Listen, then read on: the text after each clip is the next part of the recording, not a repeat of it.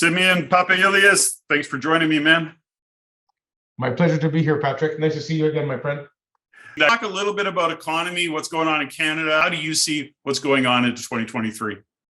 Yeah, so I don't need the Globe and Mail or any media outlet to tell me if I'm in a recession or not. I know we've been in a recession since June, when consumer sentiment, consumer behavior, physical evidence of inaffordability and constraint are happening all around me. I know I'm in a recession.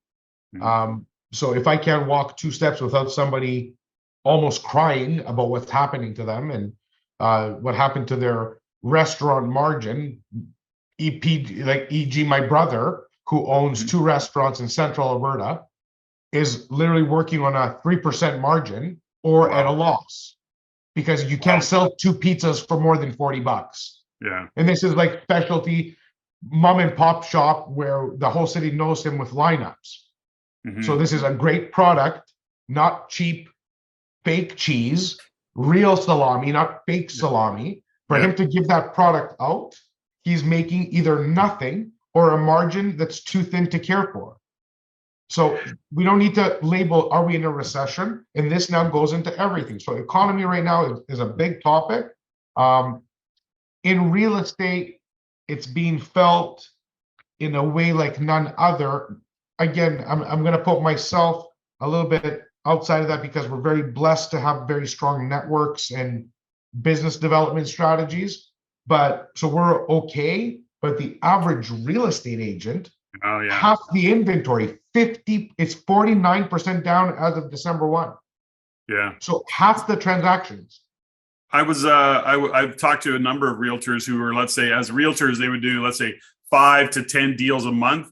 And they're like 1 and none. And it's like somebody turned off the tap. So in the space of realtors, and I'm sure for mortgage brokers, although I do know some mortgage brokers who are quite busy, but when I look overall, what we're seeing is that industry has just really started to get quiet and quieter. To your point, no listings, no inventory, hard to sell something that isn't there. And, sellers aren't coming off so much on their prices. Although, let's talk about this a little bit. So I align with you in terms of recession feeling. We're not in a technical recession by the numbers in terms of GDP. So that's one side of it.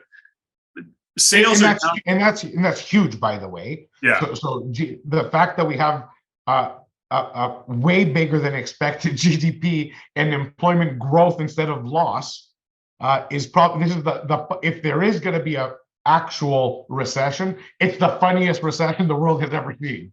It's I don't see us going into a technical recession in 2023, not at least the first half, for sure not the first quarter, but you never know. But what I'm looking at is, because I look at these numbers a lot, Simeon. So when I'm looking at GDP, when I kind of lift the hood on what GDP is made up of, it's really interesting to note that our GDP for this third quarter, which we just got the numbers on really, is a lot of was based on some exports that we did because of oil. But when we look at consumer goods of consumer buying, and when we look at other aspects, manufacturing, for example, guess what? There is no growth there. It's actually declined. So what makes up our GDP is definitely weakening. The good news is that we've still got good jobs. And that's an interesting problem that we face because we don't have enough people to fulfill in those jobs. Different story. I want to tell you a little bit about real estate because we see prices coming down. But when I'm looking at my research, and you tell me, so I'm looking at all the headlines and blaring headlines. I mean, it's like clickbait, isn't it? It's just driving me crazy. Down 28%, prices 32%, Vancouver, Toronto, all these numbers are being thrown on the table.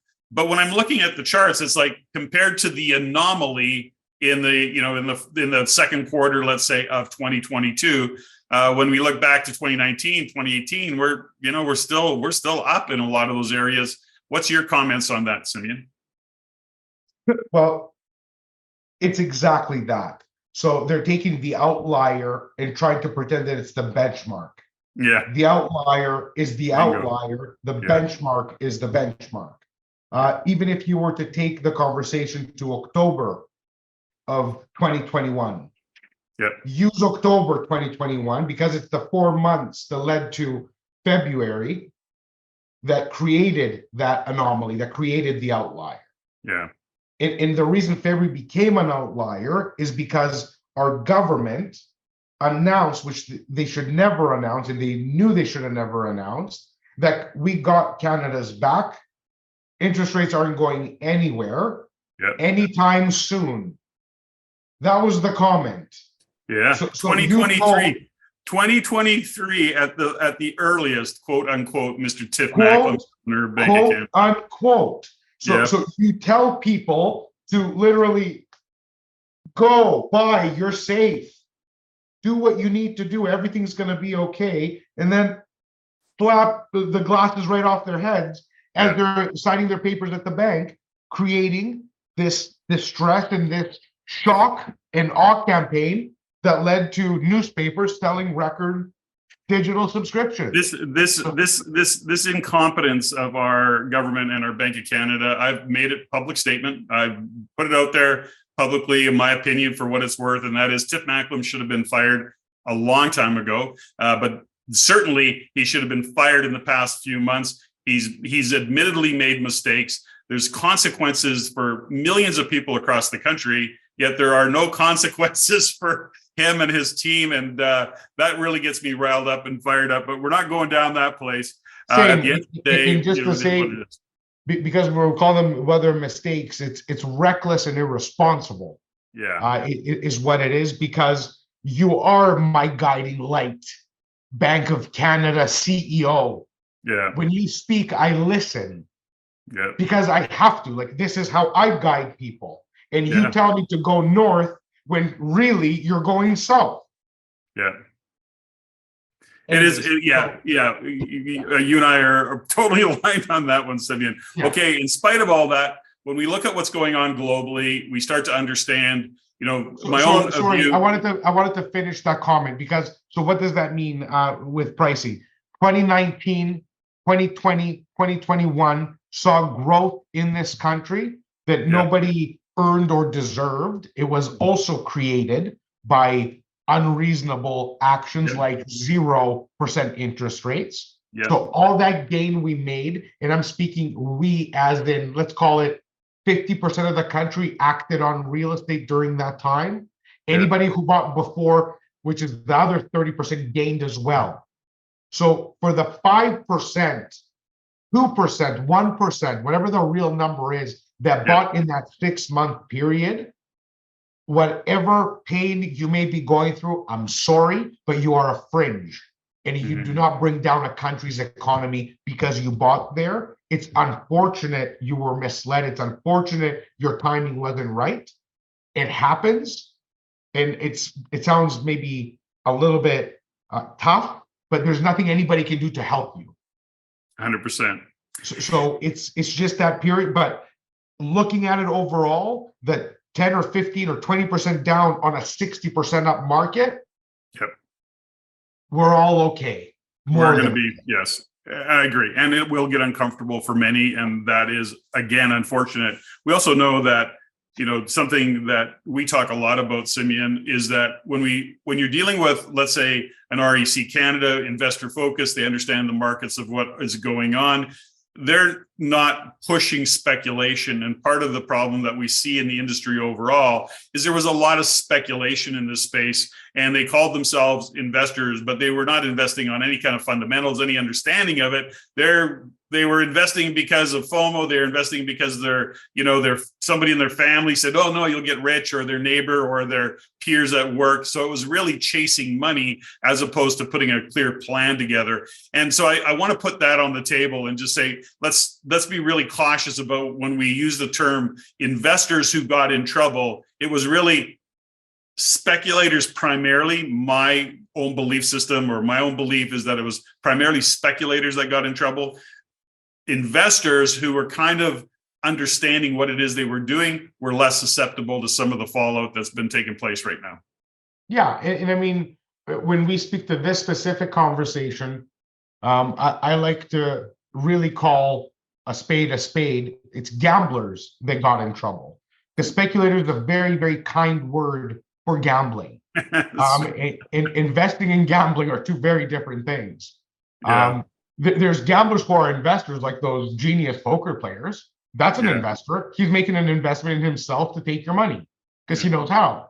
But other than that, there is nothing in investing that has to do with gambling. It's sound research and decisions that are founded on principle that we know is to be true in the realm of leverage and real estate.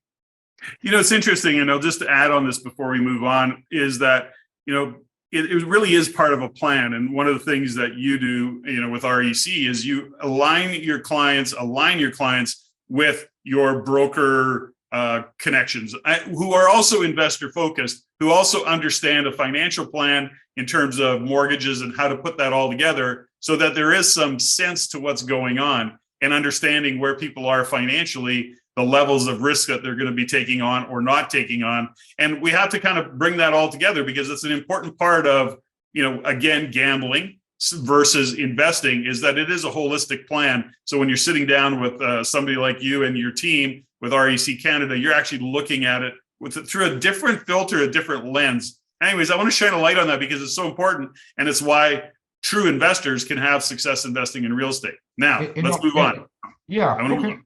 Okay, next phase. Next phase of this conversation where I want to take it is understanding the global macro. And I know you pay attention to it. We look at the geopolitical issues. We see what's happening in Russia, China, Ukraine. We've got Europe that's, going, like it's good. Like it's really shutting down in a big way. UK is in trouble. There's so much going on in geopolitical macro kind of point of view. Oil prices, I think, are going to continue to rise. They're down right now. That's not going to last. I'm saying $100 oil. That's only part of this conversation is this. We still, as investors, need to get our capital to work in this particular environment. It's never been more important.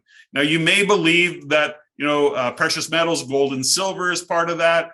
Perhaps some Bitcoin is part of that. You and I believe also that if, aside from that, real estate's an important factor. And regardless of what's going on, there is a way to invest in real estate regardless. So let's talk a little bit about that. Yeah, so there's multiple strategies to invest through tougher times or anomalies in real estate. When the market is going up 60%, it's not one you want to invest in. It's hold what you got. And if you're so lucky that nothing happens, you're going to be a millionaire. But I don't put money out on real estate when we're going up 15% a quarter, because I know something bad's going to happen at any time. Dumpster fire is around the corner. So people think it's a good time. No, it's not. It's the worst time to do it. I'd rather sit it out and say, damn, I wish I did. But when the other shoe drops, you say, thank you, I wasn't there for it. So through a recession, through turbulent times, volatile markets, cyclical things that happen, you have to look at time. Time becomes the biggest factor. So there is always the asset, its replacement value. There's the asset, its future value. There's many different principles that you can build a portfolio around. But in the time like this, you have to be able to look in the mirror and really understand and believe, because it's your money, it's your hard work you're playing with. This is not my plan or Patrick's plan. This is your plan. I can tell you a million things to do, but it has to fit your plan. You can pick and choose from the menu. Yeah. So in this case, right now, we know for sure that the next 18 months are not going to be rosy. 12 months might even be bloody.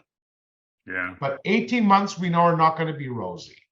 24 months, I would say, listen, I'm just not a negative outlook person. I know we're going to figure a way as Canadians on how to make this economy work, how to wash the sins of our government, all their things, because we've done it before and we'll do it again.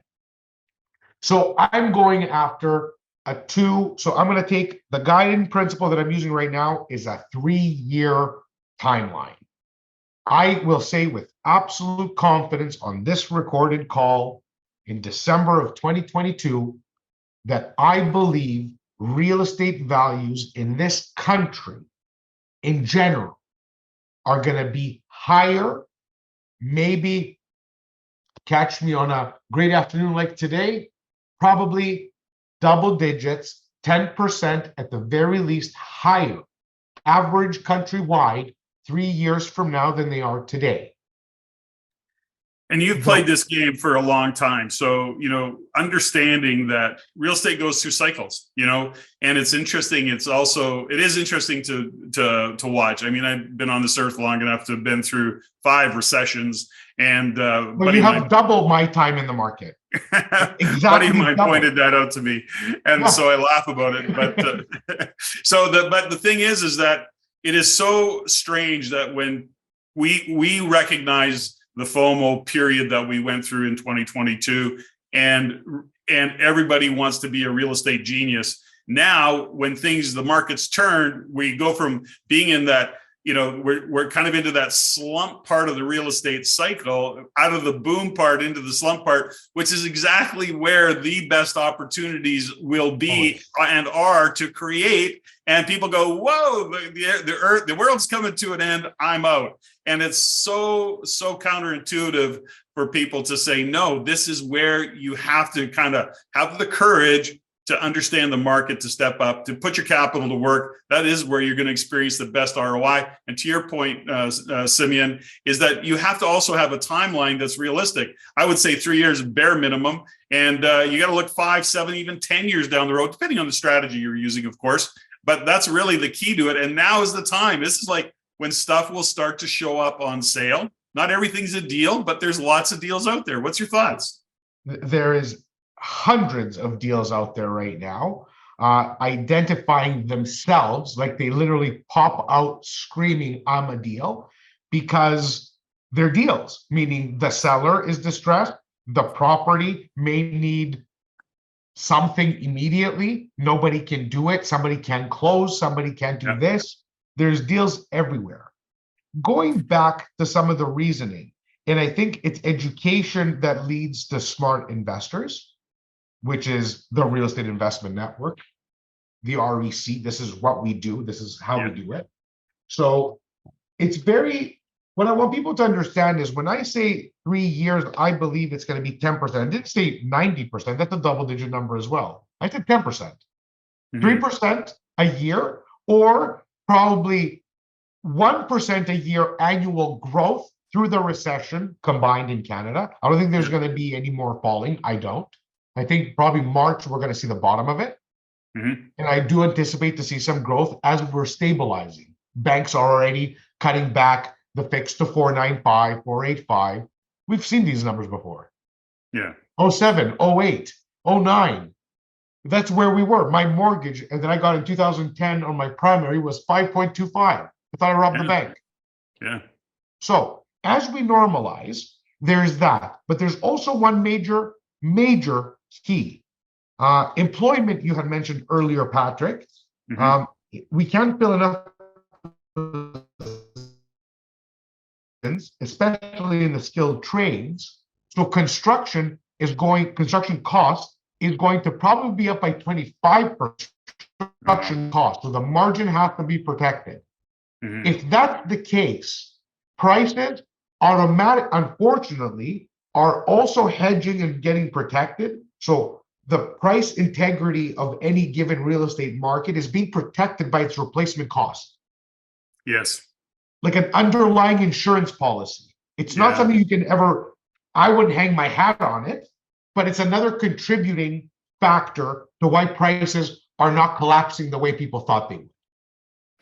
It's such a good point, Simeon, because, that's part of it. There isn't an answer that's connecting the dots to really look at it from, a kind of a holistic point of view, so that you're not just buying into the emotion. You're looking at data, you're connecting the dots, you're looking at things like what you just pointed. You've got, what is replacement cost going to be as, if prices continue to rise? We have that we have to deal with. Now, I'm wondering, Simeon, when you look at and hear about, we look at 5-year bonds and interest rates overall, there's lots of conversation being had out there right now by some experts in the lending industry, that they're seeing in the near future, a 4% fixed rate, 5-year term. Do you have a view of it? I mean, we're all just guessing because, after the fiasco of Bank of Canada, I think we would all be crazy to try and bet anything on anything around interest rates. What's your thoughts? So how do you see interest rates in the near term, let's say fixed? As I mentioned a second ago, I've already been offered for my clients. They're getting back with 4.8 for a fixed 5 years. So there is some light shining through the darkness already. What I do think is going to happen. So my prediction and my hope, I should be careful how I frame this because I don't believe in it in my heart, but I think is the solution the market needs. So let me make this clear. Just like when a consumer, any of us, walk into a car dealership and say, no, and we don't ask how much the car is, but we ask how much the payment is. That's what's happened in the rest of life. That's that millennial difference. I know I'm not going to own the car. I don't actually want to own the car. I don't care about the car. I just want to know what it costs me to carry it. So in my heart, I'm the son of 2 Greek immigrants. I don't like it. I don't like that. I want to know what I own or what I need to own or what I need to have in my mind. Like, am I just making somebody else rich? I need to know what's happening here. So I ask more questions. However, I do think that this country is going to approve a 40-year amortization before we see interest rates come down into the 3 territory. I just talked to a broker last week, Simeon, and I'm sure you did too, that there's a couple of B lenders out there, at least one that he shared with me that is offering a 40-year AM. So, it's already happening. And I think that's the only way they're going to do it. So if that were to happen at the highest level, at the big 5, the big 6, if that were to happen, we're going to see a tidal wave of sheep re-enter the market. And get ready for another yet trying time where realtors are going to be just reeling them in. So we are so fortunate to be in the RAIN network right now. Take this advice. People take this advice. There's something, there's something here that we talk about, you said it. This country is, driven by payments. But I think what we have to consider, and we can say this about North America, primarily the US and Canada, of course, is that we are over the years, because all of our production has gone offshore over the years. Now, at some point, we got to try and bring that back. Technology, I don't know how we're going to afford to do it, but that's a different conversation. We've been a debt-driven economy.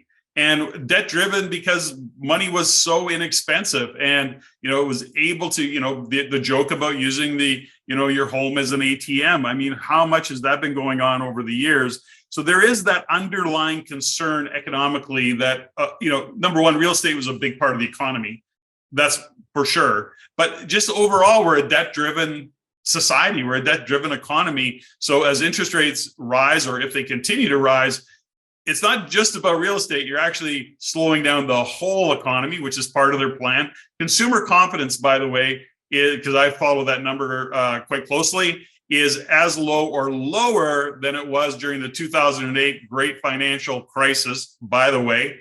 And consumer confidence, lack thereof, people keep their hands in their pockets. They're not spending anymore. As a matter of fact, they're freaking out how they're going to make their line of credit payment that they use to renovate their house or buy a piece of investment real estate or buy a boat, whatever they did with it, right? So these are kind of some things that people are operating on top of going forward, Simeon. So do you take that into consideration when you're having conversations with your clients, I'm assuming? Are these the kind of conversations you sometimes have with them? These are the only conversations that I'm having with them. So we pride ourselves on building our business using what we call as a REAP, a real estate analysis and a real estate action plan is what it actually stands for, REAP. And during the REAP, it's a KYC for real estate. So I need to know how many kids you have. Are they healthy?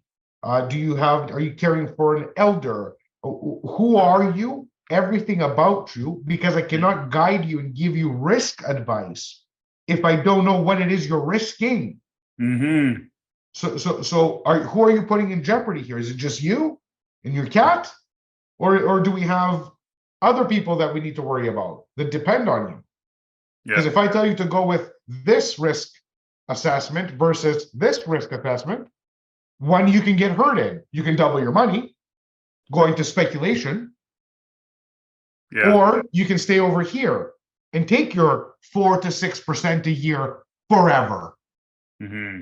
Or go over here where it's a balanced mix, or all those things. So like, for example, today, because you had asked me to prepare, what can somebody invest in today in any of our markets where they can ride out the next 2 to 5 years? And we always go back to, there's always pre-construction. Great. Let's find a great developer. Or there's one of the biggest ones that we've talked about for 20, 30 years that, again, the government had the balls to dabble into lease-to-own. Yes. So if we're going to have the government come into the party, let's talk about lease-to-own. Well, it's interesting. We all often say, and I know that you're on that same page, is that there's no bad time to invest in real estate. There's just the wrong tactics or the wrong strategy within that current economic real estate time. And so, back to lease to own or rent to own, that is a strategy that really can be put to work in this kind of an environment. And it's not difficult to learn. And it's really, if you're guided by somebody like you or somebody on your team that understands that whole lease to own concept and what that allows people to do in terms of putting their money to work, that's the kind of strategy we want to take on and use in these kind of economic times. Yeah. So for anyone out there, let's say you have, whether it's 100, 200K, whatever the case, you're looking to get into a piece of real estate. By deploying this strategy, up to February of this year, lease to own was the ugly sister because the market was going up 10, 12, 15, 20% a year. And people knew it. Yeah. As long as money at the bank is free, you're going to see this kind of growth. Yeah.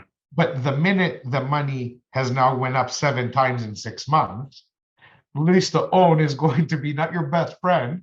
There's going to be a mad rush to do these deals. There's not going to be enough tenant owners per se. So I do want to cover all this off for all those who know lease to own. It might be a little bit of a refresher.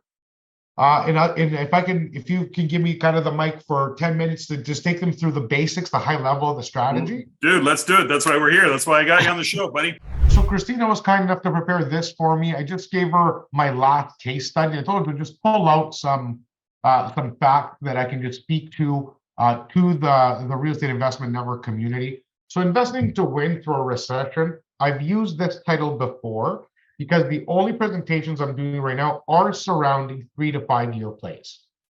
So anybody looking to speculate in this market is not going to be represented by my office. So unless you're buying your own home or your house hacking, meaning renting half of it, living in half of it, don't come to me looking for a 1 year exit and holding me accountable to what happens to you. It just won't happen. So we need the fundamentals in place, and we need at least a regular real estate clock on it, which is 3 to 5 years at the very least. So what is lease to own? Lease to own is by far the most traditionally lucrative strategy in real estate. It is where an investor, in this case, you, any one of you, are going to be purchasing a property that somebody else wants. Mr. Patrick Francey is going to be our tenant owner today. So Patrick gives my office a call, says, I want to buy a house. Simeon, the broker, takes Patrick out.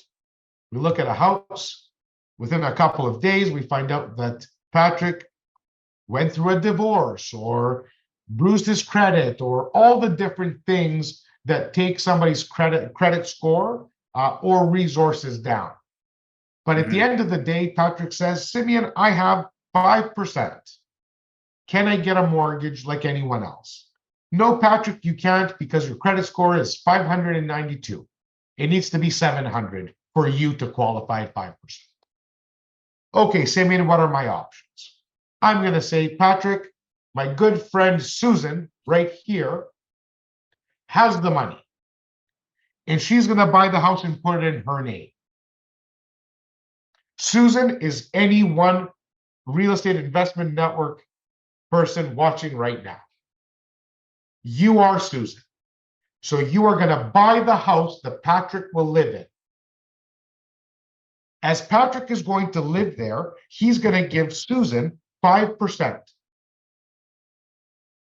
Here you go, Susan. This is my down payment to you.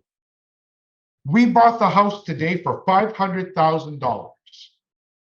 You, Susan, you investor, put down $100,000, took a $400,000 mortgage.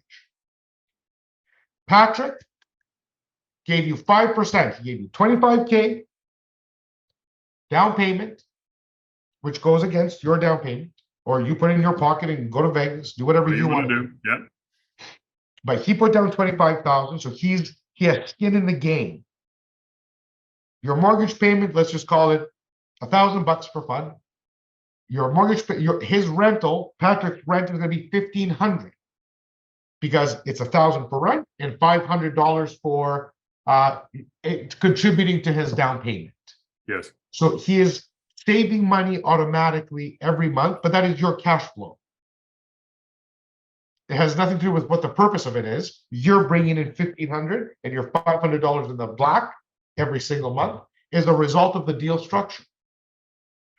You also agreed upon, because you're doing this for him, you Susan, you investor, are going to take a fixed exit. Patrick is going to go on a plan to fix his credit. Patrick is saving money for his down payment as every month goes along. But in 3 years from now, or in 4 years from now, or in 5 years from now, depending on what term you negotiate, what you are looking for, Patrick is going to buy this property at a fixed price. That fixed price might be 5% a year. That fixed price could be 6% a year. It could be a fixed number. Patrick buy this in 5 years for $650K. Come hell or high water. Yeah. That's a dangerous strategy to do, by the way, because you're pricing out the market, and your appraisal and his appraisal may not come, and it might be a bad deal in default. We'll get to the savviness of it later, or experience of it later. But tying the property to market might be wise to do in a rising tide. Going with a fixed kind of average approach. What's the 40-year average in the market that you're in? 4.2%. Use that. Don't be greedy. Be smart. Because you want your data, your appraisal, your banker, and ultimately Patrick to succeed. If we go up by 5% a year and we do a 4-year deal, if it was worth $500,000 today, next year it's worth 5.25. The year after, not even compounding. We can compound if you want to. We don't have to. Let's just do the math easy. 550, 575, 600. Yeah. Your $100,000 initial investment, your down payment in 4 years has doubled. While enjoying positive cash flow, while enjoying a tenant who is actually living in their own home, not destroying your home. That if anything were to happen to Patrick, from emergency to life to death to anything, the house is in your name. Still your if house. Patrick defaults, it is what it is. I'm so sorry. Take care. All is well. Re-rent it. Keep it. Sell it. Do whatever you want. But at the end of the day, you executed on a deal in a market where somebody wanted the property. They gave you cash in hand to come in. Not you can't step over that $25,000, that option payment. It's your money. So it's just the lowest risk possible for a landlording play. Yeah. You're helping another human being attain home ownership.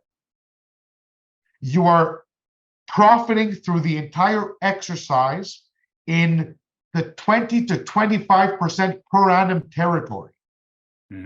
If we were to use the time value of money and do an IRR analysis, you're typically over 35% Yeah. because of the cash flow every month and all the different things. But to keep this simple, lease to own on a 90% basis will double your investment in 4 to 5 years. You know what I've learned over the years as well, Simeon, and I'm sure you recognize it as well. So what we know is we've got a lot of immigration coming into Canada. So first off, there's a lot of tenant buyer possibilities just in the immigration. And one of the things in that immigration is that it takes people a couple of years to find out where they want to actually live culturally. These are things that, as investors, we have to consider. But, for those investors who are coming in and understand the culture, because let's say they are from India, let's say they are from Ukraine, where they start to understand their people because that's their culture, they know the nuances. So if they're investors, they can actually serve their cultural clients by investing and saying, that is who I want to support. And it's very, very effective. And and it doesn't matter what nationality, what culture, I use those as a couple of examples, but I've seen it many, many times. And, think about a little Italy. So if we had a bunch of immigrants again coming in from Italy, guess what? If you're Italian and you're an investor, guess what? You're going to be able to serve those clients, speak that language, understand that culture, know where they want to live. And it really is an effective investment strategy when your culture is your client. And you're a housing provider. Yes. We're not scumlords in like, we're talking about using your capital for extreme profit with extreme community involvement. Yes.